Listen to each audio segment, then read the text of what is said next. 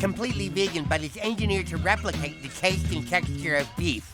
In this episode, South Park tackles the ever-changing landscape of society, where red meat is villainized and plant-based patties are crowned the new heroes.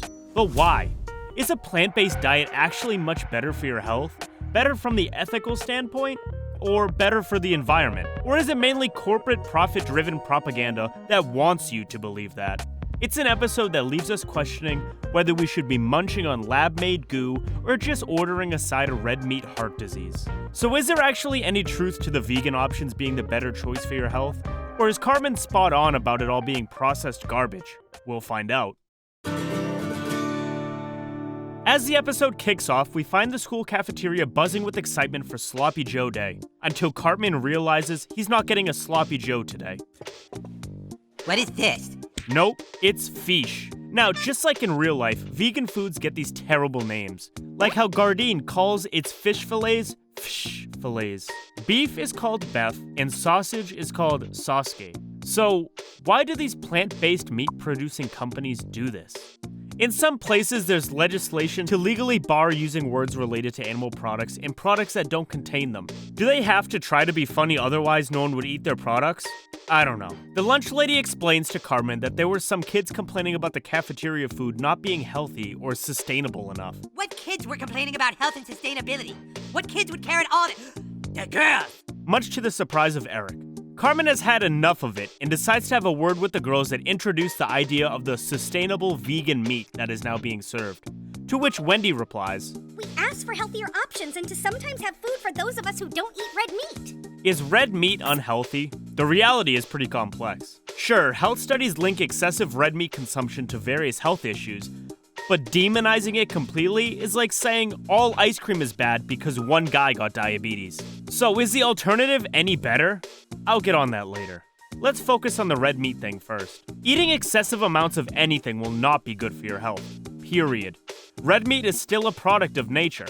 The usual argument about red meat being bad is because of saturated fats, which red meat contains a lot of.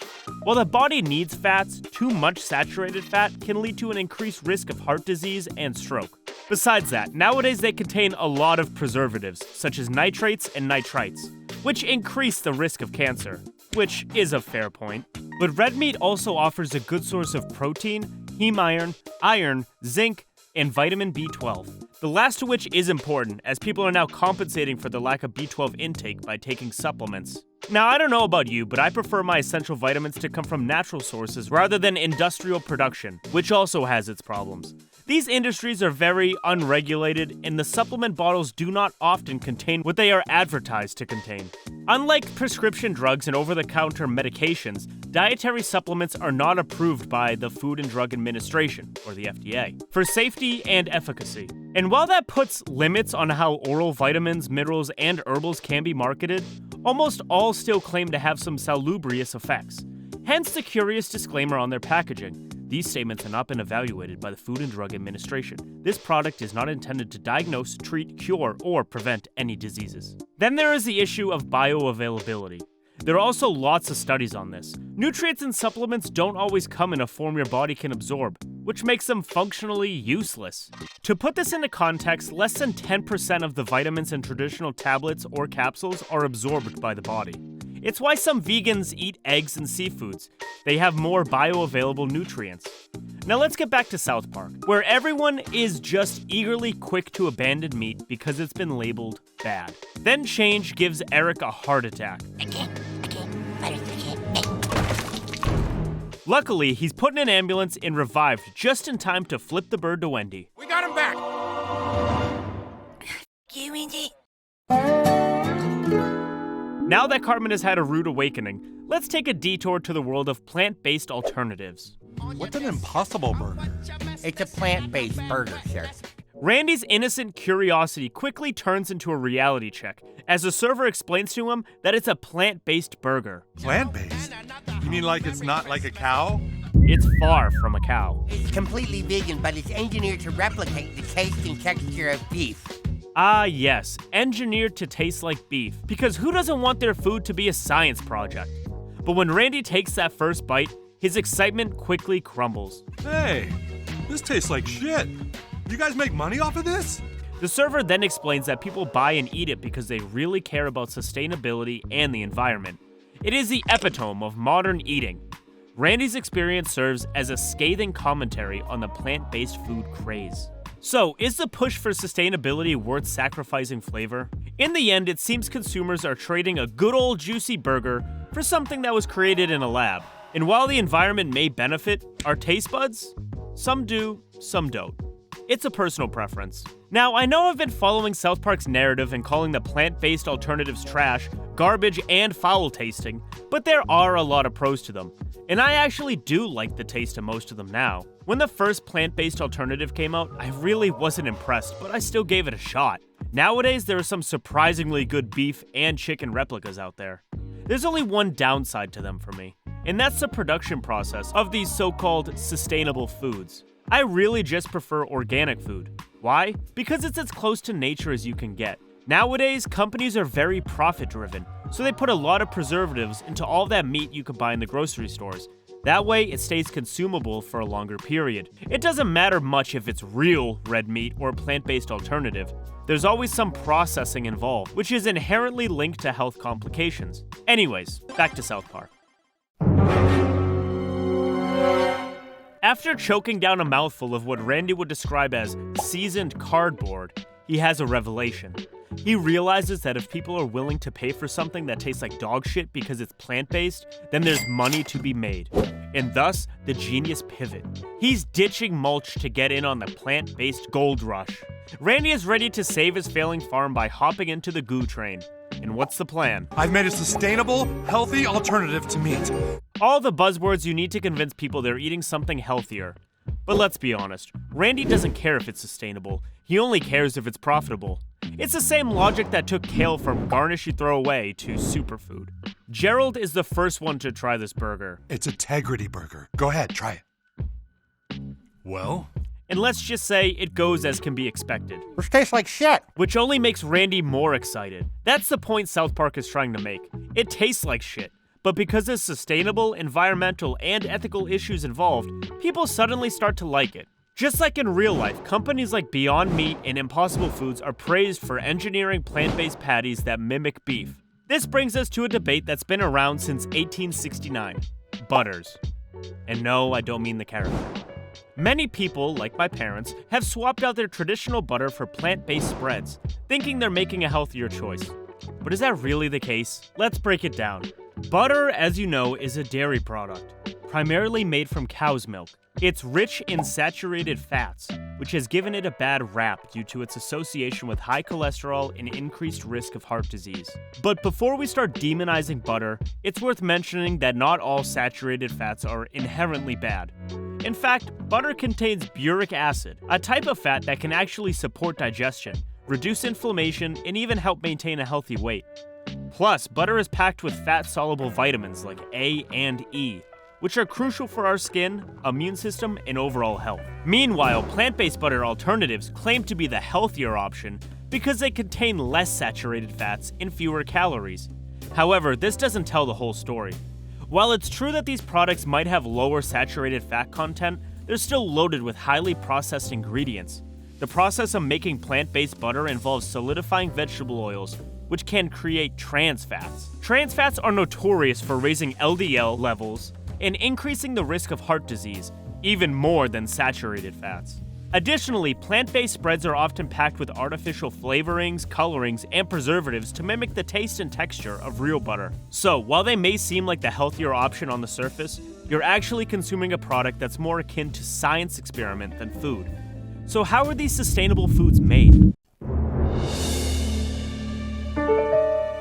It's worth noting that most people wouldn't even know the nitty-gritty details, much like how we don't really want to talk about how hot dogs are made.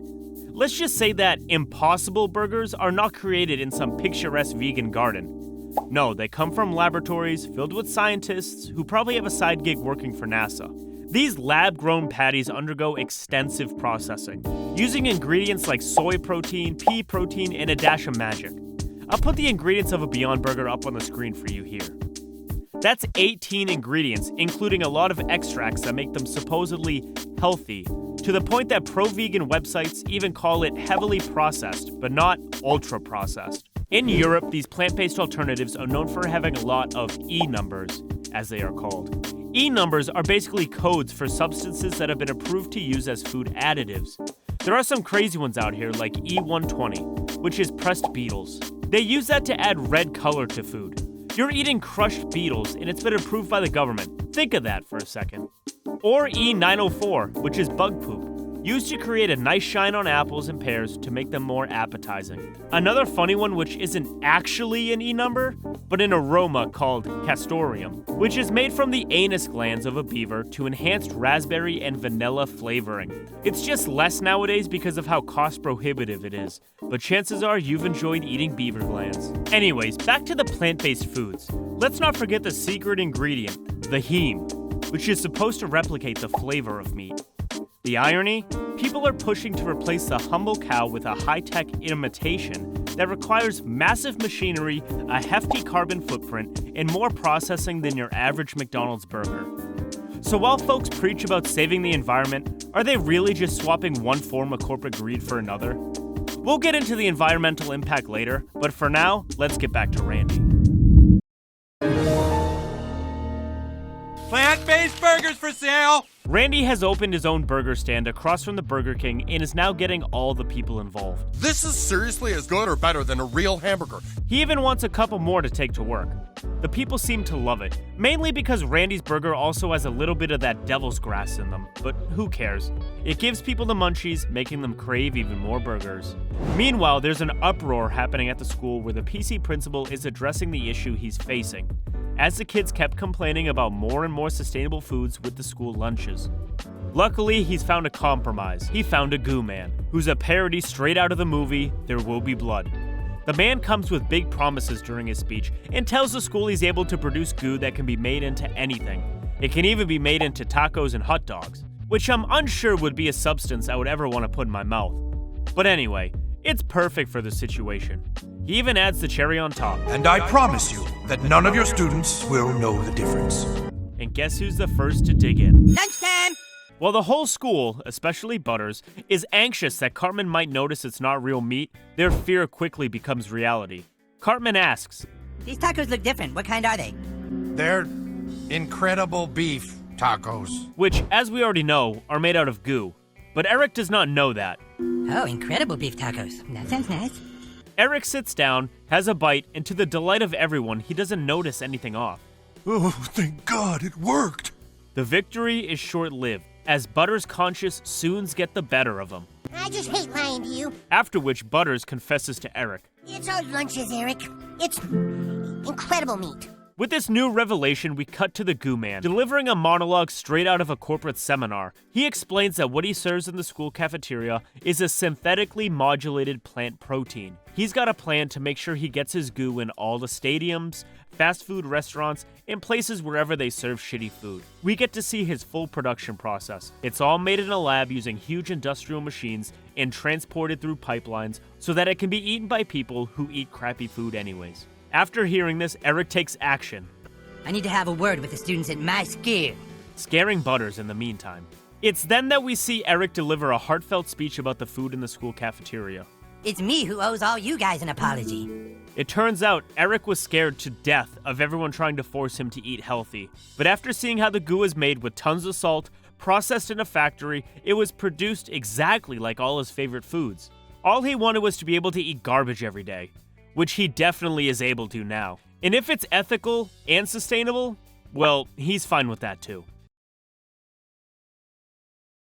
Now, before ending today's episode, there's two more subjects I promised to touch on. The first being the environmentalism surrounding plant-based alternatives. As we see in the episode, Randy delivers a speech at the South Park Community Center now that he's created a plant-based burger. It takes 13 pounds of grain to produce just 1 pound of animal meat. He told the people he didn't just do it out of the goodness of his heart for animals, but also the environment. He also claims meat production is wasteful and causes enormous amounts of pollution. Hopping on the vegan diet would be more effective than driving a greener car to fight against climate change. So how much of this is actually true? Well, as far as I could find, all the statements South Park makes reflect genuine concerns and claims that have some basis in scientific studies. Meat production, especially beef, has a significant environmental impact due to deforestation, methane emissions from cattle, and water usage. According to a study by the UN FAO, livestock is responsible for approximately 14.5% of global greenhouse gas emissions, making it a major contributor to climate change. Besides that, various studies have shown that reducing red meat consumption or adopting a plant-based diet can substantially lower an individual's carbon footprint. A 2018 study published in Science found that a vegan diet could reduce food-related emissions by up to 73%. But hey, it's not all green pastures and clean consciences. Some critics argue that certain plant-based meats aren't as eco-friendly as they seem. Sure, they don't moo, but they still need a lot of energy to produce, and sourcing ingredients like soy or pea protein can involve long supply chains and even deforestation in some cases. So it's kinda like switching from gas-guzzling trucks to electric cars. Better, but it's also not perfect. And don't even get me started on the packaging. That should be our next step as a society, to clear a lot more of the microplastics out of our diet. Health-wise, many studies suggest that a balanced plant-based diet can offer numerous benefits, such as lower risk of heart disease, hypertension, and type 2 diabetes. However, a complete plant-based diet needs to be well planned to ensure all necessary nutrients like vitamin B12, iron, and omega-3 fatty acids are included. From an ethical standpoint, reducing meat consumption aligns with animal welfare concerns, as factory farming practices have been widely criticized, which is also one of the reasons why the girls in the South Park cafeteria want more sustainable food. So would the solution to climate change and more sustainability be for everyone to switch to a plant-based diet? Not really, which South Park lampoons will bring a lot of other problems with it. With Tigritty Burger flourishing and everyone loving the plant-based meat, it's created a huge problem for the local meat industry. Cattle ranchers are out of business, and one rancher decides to bring his problem directly to Randy's doorstep. Now Randy's got a herd of cows, and they're not just wandering around peacefully, they're crapping everywhere, chewing up his wheat crops, and generally making a mess of things. So what's Randy's solution? Well, it's the only one he knows. Gets high and solve the problem by taking things into their own hands, resulting in a scene that's both disturbing and weirdly surreal, even for South Park standards. The world would also be in big trouble if everyone stopped consuming meat tomorrow. It would end up upending economies, leaving people jobless and threatening food security in places that don't have many nutritional alternatives. So it's best to switch slowly, not like they do in South Park. So what's the big takeaway here? Is going vegan or switching to a plant-based diet really going to save the planet or make us healthier? Well, South Park doesn't give you a straight answer. Instead, it satirizes how companies will latch onto any trend and twist it to fit their own profits. Whether it's meat, goo, or even a buzzword-filled burger from Tigritty Farms, the end goal is the same: convince you to buy it no matter what. The real question is, do these alternatives actually make a difference? Or are they just the same junk, rebranded for a new audience? Randy doesn't care, as long as he's making money. The Goo Man says he's a vegetarian and would like to turn everybody into vegetarians as well. It's a different morality compared to Randy, who is only motivated by money. If he's actually doing that out of his heart because he is a true believer his product is better for the world, it can create an urge for people to support him in his vision. And finally, if Cartman can still eat his usual slop, even if it's disguised as plant-based, then he's happy to call it a net gain. Like South Park shows us, let's not pretend that swapping a double bacon cheeseburger for an incredible beef taco is suddenly make you the picture of health. If you look at fast food plant-based variants, you'll see they're still packed with a bunch of additives, sodium, and other processed stuff. So in the end, it's still junk food. It's all about balance. That doesn't mean you have to go full-on vegan and start meditating in the grocery store's produce section. I would advise you to go to your local beekeeper for raw honey and go to your local butcher for the healthiest meat. You might end up paying a little more than you would in the grocery store, but you would be supporting your locals and enjoying organic food with less preservatives involved. And finally, try swapping out your meat for a plant-based variant every now and then. Who knows, you might actually like it, and it might make a difference, not for just the planet, but for your own health. Plus, you'll have a fun time saying incredible beef at your next barbecue and watching people's faces as they wonder what the hell you're talking about. Now, for a personal take. If you ask me, I'm a fan of keeping things as close to nature as possible. That means sticking with organic, grass-fed beef straight from the farmer. None of that synthetically modulated stuff, whether it's meat or plant-based. And when it comes to plant-based foods, I'd rather munch on actual vegetables than something that's been processed and pressed into a patty. But here's the catch. Eating organic or grass-fed. It's expensive. Nowadays, you need a pretty hefty paycheck to just eat clean, natural food. It's a real challenge for a lot of people.